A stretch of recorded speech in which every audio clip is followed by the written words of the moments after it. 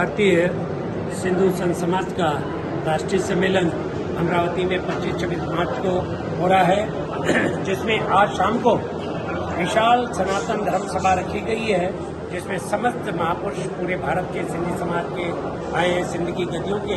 ये सभा का मुख्य उद्देश्य है, हम सिंधी मूलतः सनातनी हैं और जो ये पंथों की भटकाव हो रहा है उस विषय को लेकर सबको जागरूकता दी है। जो पिछले दिनों से श्री गुरु ग्रंथ साहब का सिख समाज, सिख के गुरुद्वारों से विरोधाभास हो रहा है, जो सिंधी समाज के ठिकानों, मंदिरों, दरबारों में जो शाह श्री गुरु ग्रंथ साहब विराजमान थे, लगभग 400 वर्ष से सनातनी परंपरा से हम लोग सेवा, पूजा, अर्चना करते हैं।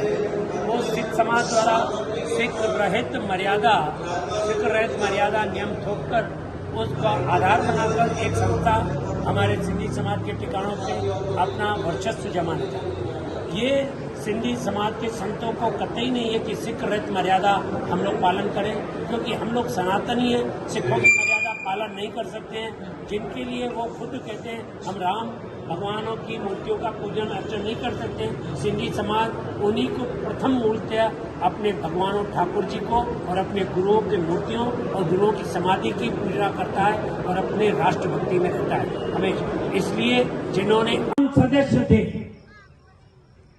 कल से इसका मंथन चल रहा था, क्या करें क्या करें क्या करें, और हमको उस ग्रंथ चाहिए।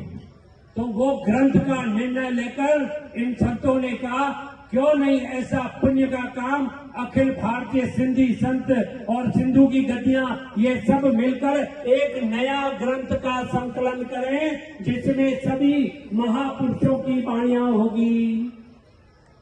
और वो वाणियां हम लोग श्री गुरु ग्रंथ साहब से जैसे न लेकर जो भगत वाणियां जिनको कहते हो, पर वो भगत नहीं है, जैसे कबीर को बोलते हो भगत कबीर, किसी के सामने भगत कबीर मत बोलना, किसी संत के सामने। हाँ? महापुरुष कबीर थे, साहब श्री गुरु नानक देव महाराज जिनसे 70 साल बड़े थे,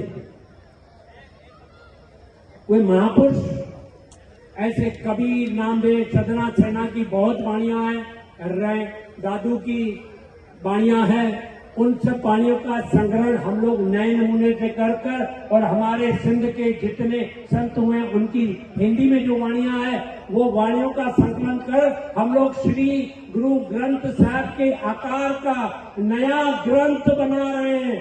आज से उसका काम चालू कर दिया है। श्री ग्रंथ जो बनेगा